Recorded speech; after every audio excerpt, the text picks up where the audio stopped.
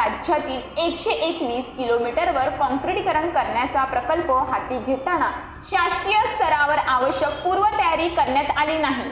तसेच बेशिस्त वाहन चालकांवर नियंत्रण ठेवण्यासाठी मनुष्यबळ कार्यरत नसल्याने गेले 5 महिने या महामार्गावर वारंवार वाहतूक कोंडी होत आहे।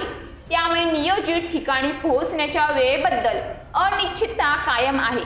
मुंबई अहमदाबाद राष्ट्रीय महामार्गाला पर्यायी असणाऱ्या मोनरवाडा भिवंडी मार्गाची दुरवस्था झाली असून मोनर करळगाव येथील पूल कमकुवत झाल्याने त्याचा वापर अवजड वाहनांसाठी बंद करण्यात आला आहे।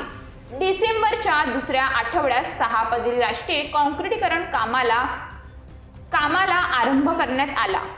आरंभी एका बाजूच्या 2 मार्गिकांचे काम हाती घेण्यात आल्याने तसेच सेवा मार्गावरील खड्डे गतिरोधक कायम राहिल्याने वाहनांच्या रांगा लागत असत। या स्थितीत विरुद्ध दिशेचा मार्ग वापरण्याचा प्रयत्न वाहन चालकांकडून केला जात असताना त्यांना रोखण्यात अपयश आले। या संदर्भात लोकप्रतिनिधी, जिल्हाधिकारी व पोलिसांनी राष्ट्रीय महामार्ग प्राधिकरण व संबंधित ठेकेदाराबरोबर अनेकदा बैठकांचे आयोजन केले, मात्र उपाययोजनांची अंमलबजावणी होत नसल्याने हा प्रश्न गेल्या 5 महिन्यांपासून कायम राहिला आहे।